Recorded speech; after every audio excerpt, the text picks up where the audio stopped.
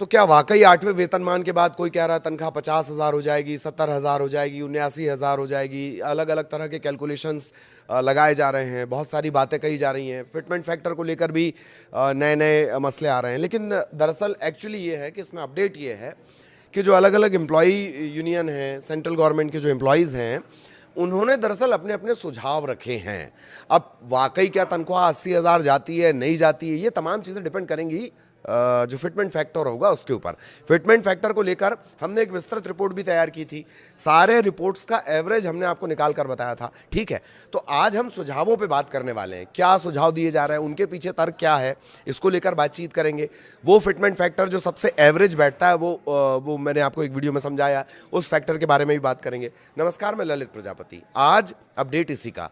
तो 8वें वेतनमान को लेकर, वेतन आयोग को लेकर चर्चाएं हो रही हैं, पूरे देश में चर्चाएं।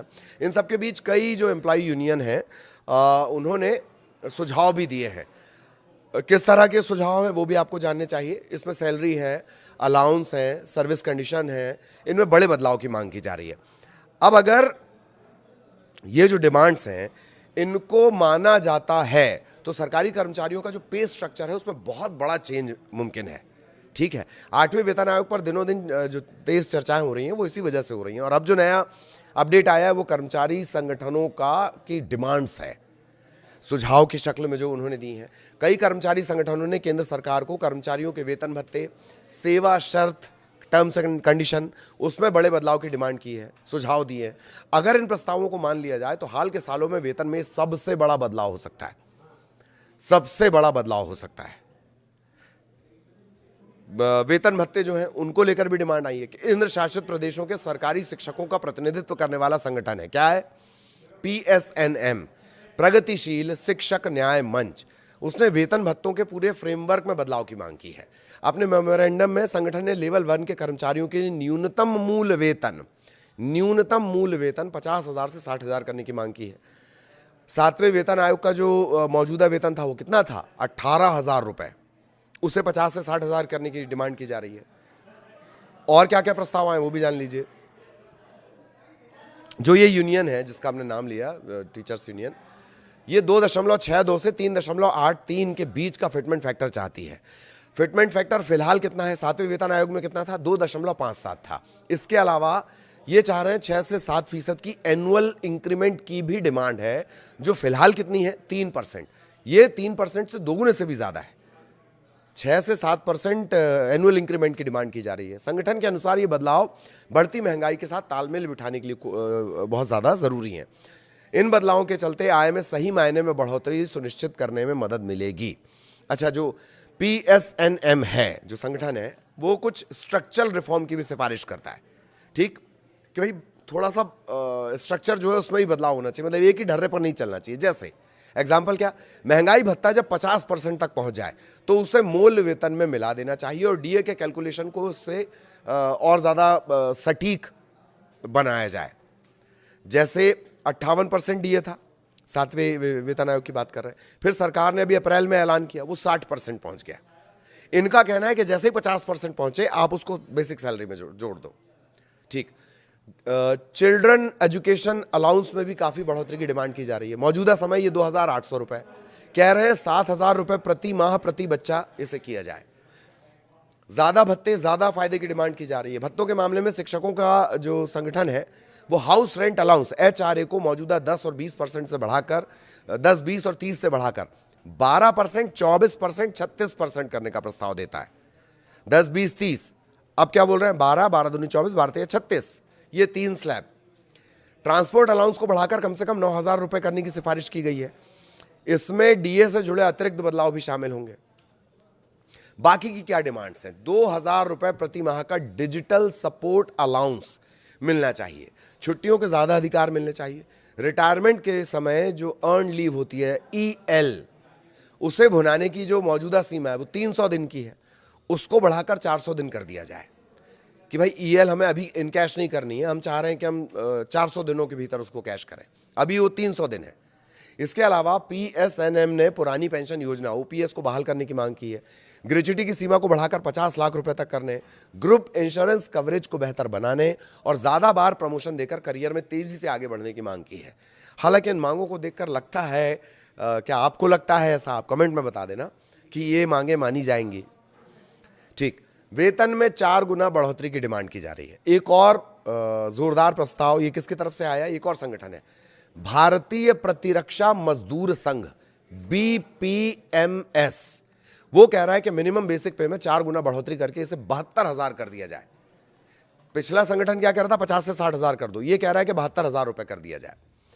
4 का फिटमेंट फैक्टर मांगा गया है। संघ ने शीर्ष स्तरीय पदों के लिए अधिकतम वेतन 10 लाख रुपए रखने का प्रस्ताव दिया है और इनके सुझाए गए वेतन ढांचे के तहत शुरुआती स्तर के वेतन में भारी बढ़ोतरी होगी। लेवल 1 का जो वेतन है वो 18 से बढ़कर 72,000 हो जाएगा।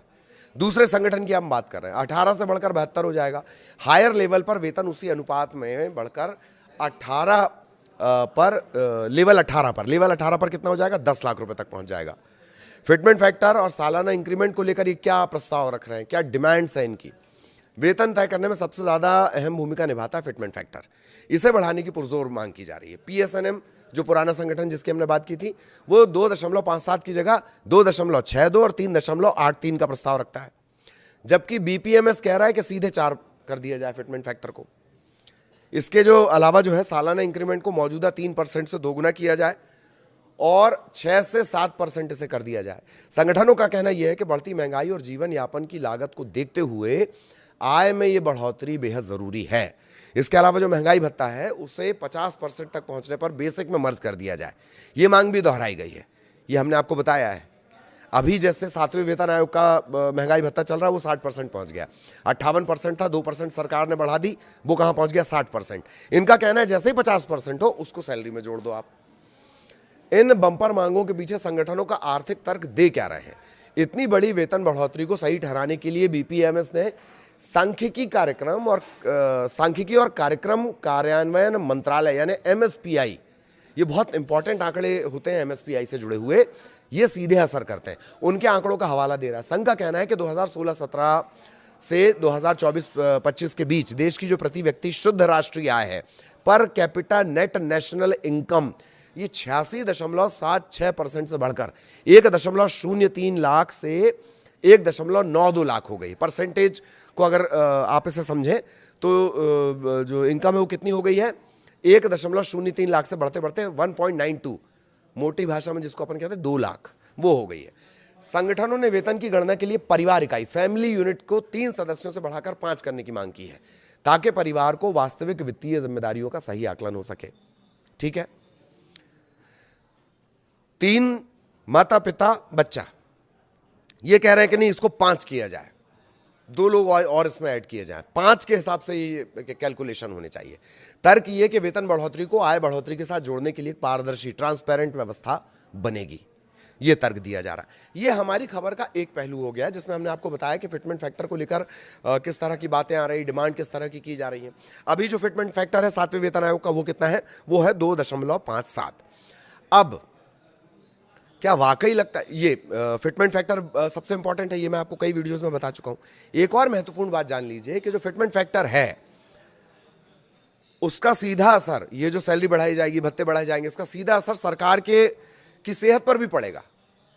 सरकार की सेहत को, आर्थिक सेहत को भी देखना बहुत जरूरी है। फिस्कल डेफिसिट पर इसका असर पड़ता है और उस असर के चलते क्या वाकई ये जो लंबा चौड़ा डिमांड की जा रही है वो होगा 50,000 से 60,000 सैलरी लेवल 1 की, या 72,000 सैलरी लेवल 1 की करने की बात की जा रही है, तो लेवल 18-20 तक जाते जाते क्या हो जाएगा, लाखों का वेतन हो जाएगा।